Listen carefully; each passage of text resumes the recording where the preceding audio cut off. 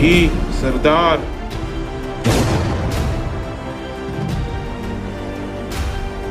Robot, उस असोगोड़े के पास जो तिजोरी है उसमें वो जादुई शक्ति है। तुम जल्दी से जाकर वो तिजोरी हासिल कर लो। ठीक है सर, जैसा आप कहे।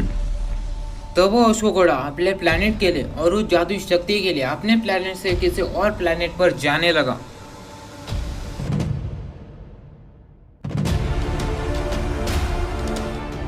नहीं, तुम ऐसे नहीं जा सकते।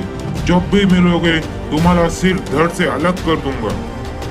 सर, मैंने उस भगोड़े अश्व घोड़े पर अपना ट्रैकर लगा दिया था। वो यहाँ से सीधा अर्थ पर जा रहा है और हमारे पास भी काफी कम फ्यूल है और हमारे सारे रोबोट मारे जा चुके हैं सिवाय हम दोनों के। तो हमें भी आज घर पर जाना चाहिए। तो चलो रोबोट, देर किस बात की। वो अश्वत्थ घोड़ा तो उनके लोग से सीधा धरती लोक पर आ गया था।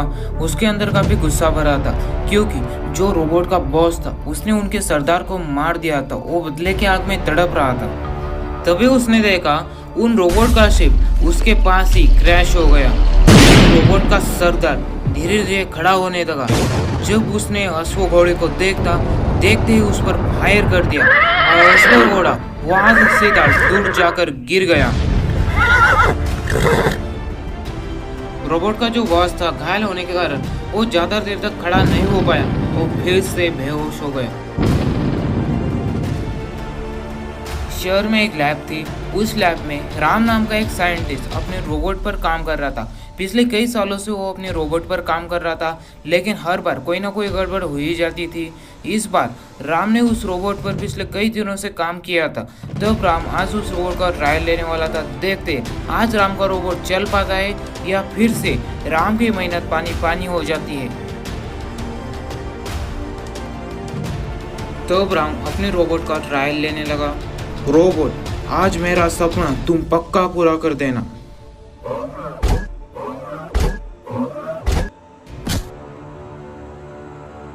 फिर से डूब गई टाइटैनिक। ऐसे बार बार असफलता हाथ लगने के कारण राम को काफी गुस्सा आने लगा। तो वो अकेले में जंगल में चला गया। कुछ देर बाद राम जंगल में आ गया, लेकिन तभी उसने वहाँ अश्व घोड़ा देख लिया। तब राम कहने लगा, अरे यार, ये तो अश्व घोड़ा है। अभी तक मैंने सिर्फ इसके बारे में किताबों में पढ़ा था। आज मैं इसको अपने सामने देख रहा हूँ। लगता है ये काफी घायल हो चुका है। अगर मैंने इसे लैब में ले गया और वहाँ ठीक कर दिया तो यह इस सदी की सबसे बड़ी खोज होगी और मैं बन जाऊंगा जीनियस साइंटिस्ट। कुछ देर बाद राम ने उस अश्व घोड़े को ठीक कर दिया। तब राम कहने लगा, तुम्हें यार डरने की कोई जरूरत नहीं। मुझे यह बताओ, तुम यहाँ आए कैसे? तब वो अश्व घोड़ा उसके साथ जो भी हुआ था उसने वो सारी बातें राम को बता दी। सच में तुम्हारे साथ बहुत बुरा हुआ। अब तुम क्या करोगे और उस तिजोरी में क्या है? मुझे अब ऐसे आदमी की तलाश है जो मेरी मदद कर सके और उस तिजोरी में एक जादुई शक्ति है। उस जादुई शक्ति पे कौन सी भी चीज ठीक हो सकती है। तब राम मन ही मन सोचने लगा, अगर इस जादुई शक्ति से मेरा रोबोट ठीक हो जाएगा तो यह बहुत बड़ी कामयाबी होगी और मैं बहुत पॉपुलर हो जाऊंगा। अगर तुम इस जादुई शक्ति से मेरे रोबोट को ठीक कर दोगी तो मैं और मेरा रोबोट तुम्हारी मदद जरूर करेंगे। अश्व घोड़े के पास और कोई चारा ना होने के कारण वो राम को हाँ कर देता है। तब उस अश्व घोड़े ने वो तिजोरी खोल दी। तभी उसमें से एक तेज रोशनी बाहर बढ़ गई और तिजोरी में जो भी जादुई शक्ति थी उसमें से कुछ जादुई शक्ति रोबोट के अंदर चली गई। अरे यार, क्या कमाल की चीज है। तो राम का रोबोट पहले से भी ज्यादा एडवांस और इंटेलिजेंट हो गया था। रोबोट, उस अश्वघोड़े का जो जादुई शक्ति है उसे हमें जल्दी से हासिल करना होगा। अगर हमने वो जादुई शक्ति हासिल कर दी तो हम हमारा पीछे नेट कर सकते हैं और हमारे प्लेनेट पे जल्दी से जा सकते हैं। तो जल्दी से उसे ढूंढो। तभी उनके सामने वो तीनों आकर खड़े हो गए। जाओ तुम दोनों और चटा दो इन दोनों को धूल। तब उन चारों में बहुत भयानक लड़ाई शुरू हो गई।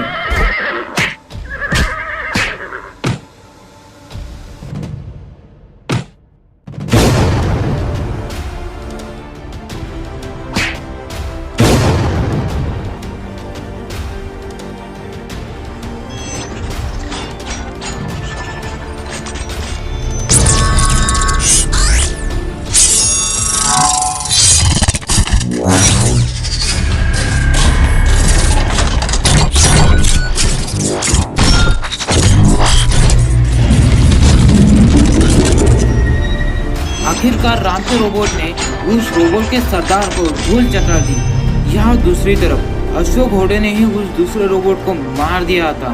यह हुई ना बात, आखिरकार मेरे रोबोट ने कर ही दिखाया। अब तिजोरी में बची हुई शक्तियों से मैं मेरे प्लेनेट के लोगों को बचा पाऊंगा।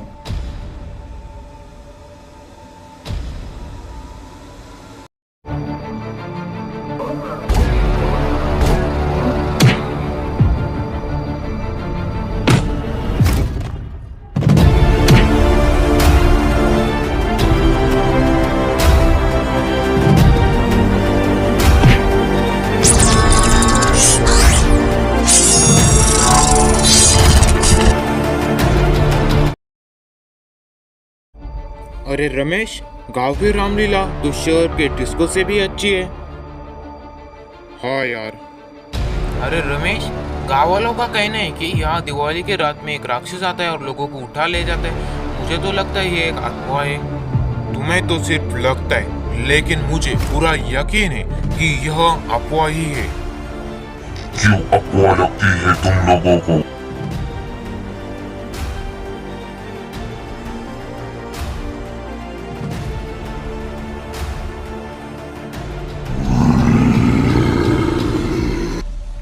बोलिए सर, आपने मुझे इस खुफिया जगह पर क्यों बुलाया है?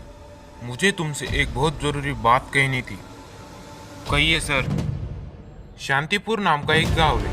उस गांव में पिछले साल में 50 से ज्यादा लोग गायब हो चुके हैं। गाँव वालों का कहना है कि इन सब के पीछे भगवानों का भूत प्रेत, एलियंस, न जाने क्या क्या। तुम्हें वहां जाकर सच्चाई का पता लगाना है। उन सब हादसों में एक आदमी जिंदा बच गए। जाकर तुम उससे पहले बात करो। ओके सर, आपको 10 दिनों के अंदर रिपोर्ट मिल जाएगी। क्या हुआ था उस दिन तुम्हारे साथ? सर, उस दिन में और मेरा दोस्त गांव की रामलीला देखकर वापस आ रहे थे, तभी वो राक्षस हमारे सामने आ गया। उसने मेरे दोस्त को मार दिया और मैं एक जगह छुप गया था, इसलिए मैं मच गया सर। क्या तुम तुम्हारी बात पर 100% श्योर हो? जी सर। लगता है तुमने रामलीला के दिन भूत पी रखी थी। नहीं सर, मैं सच बोल रहा। तुम्हें क्या लगता है मैं पागल हूँ या राक्षस कैसे आ जा सकता? सर, आप सच माने या ना माने, आपको सच लगे या ना लगे, लेकिन एक दिन वो राक्षस सबको मार देगा। अब मुझे ही सच्चाई का पता लगाना होगा। यहाँ राम को 4-5 दिन हो गए थे इन्वेस्टिगेशन करते, लेकिन उसके हाथ में अभी तक कुछ नहीं लगा था। अब सिर्फ 2 दिन बचे थे दिवाली को। क्या वो राक्षस फिर से आएगा? फिर से लोग लापता हो गए।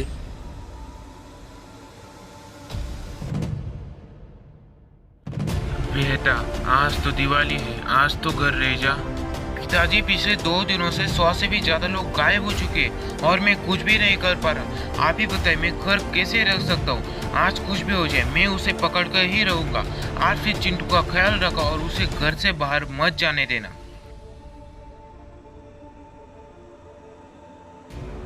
दिवाली के ऐसे सुनहरे मौके पर उस राक्षस से डर से कोई भी अपने घर से बाहर नहीं निकल रहा। आज तुम्हें नहीं छोड़ूंगा, तुम जो भी हो। ऑफिसर राम उस राक्षस को गुस्से में यहाँ वहाँ ढूंढने लगा।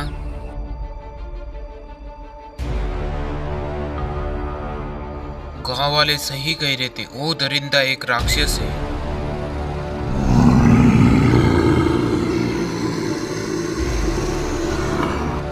नहीं छोड़ूंगा तुझे। तब मैंने कब कहा तुम मुझे छोड़ो? अरे यार, मेरी रिवॉल्वर नहीं।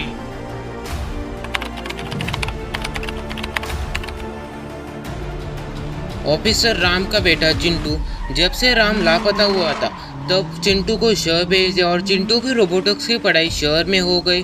काफी सालों बाद चिंटू अपने दादाजी को मिलने के लिए गांव में जा रहा था। दादाजी। चिंटू? सरप्राइज सरप्राइज सरप्राइज, दादाजी मैं आ गया आपसे मिलने के लिए। क्यों चिंटू, मैंने तुम्हें मना किया था ना यहाँ आने के लिए, खासकर दिवाली के मौके पे, फिर तुम यहाँ क्यों आए? लेकिन दादाजी हुआ क्या? मैंने तुम्हें पहले ही कहा था तुम यहाँ मत आओ। तुम बतों की बात नहीं सुनते चिंटू। जाने दीजिए दादाजी, अब मैं यहाँ गया हूँ ना, इस साल की दिवाली में इस गांव में ही मनाऊंगा। ठीक है, तुम आ तो गए हो, लेकिन कभी भी रात को घर से बाहर मत निकलना। जैसा आप कहे दादाजी, लेकिन अभी तो घर से बाहर जा सकता हूँ ना। हाँ चले जाओ, लेकिन संभाल के।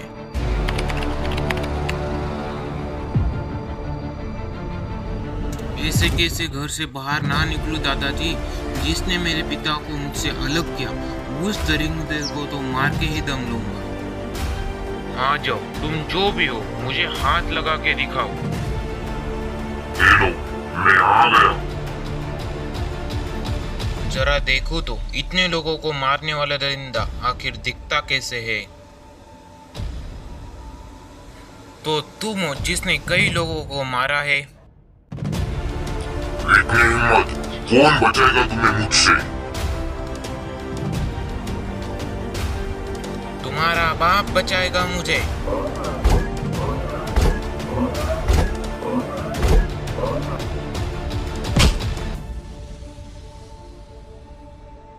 तो यह है मेरा बाप। कोई शक?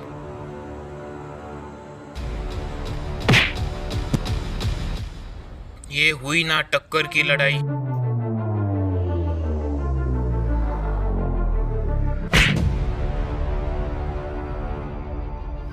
अरे यार, ये तो मुझ पर भारी पड़ रहा है।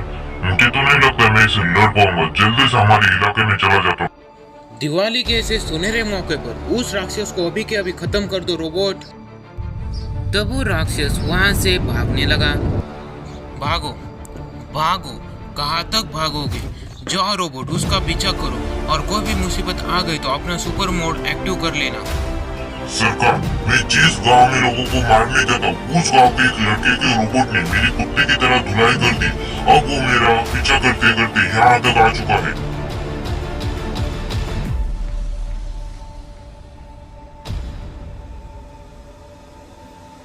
तुम चिंता मत करो, वो यहाँ आ गया तो उसकी खैर नहीं। जी सरकार।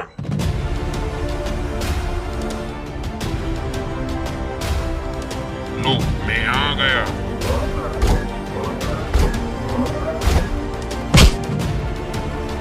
वाह, तुम हो मेरे टक्कर के। अभी कहा on command system active super mode. Robot के ऐसे कहते वो आकार में उस राक्षस जितना हो गया, और उन दोनों में एक भयानक लड़ाई शुरू हो गई।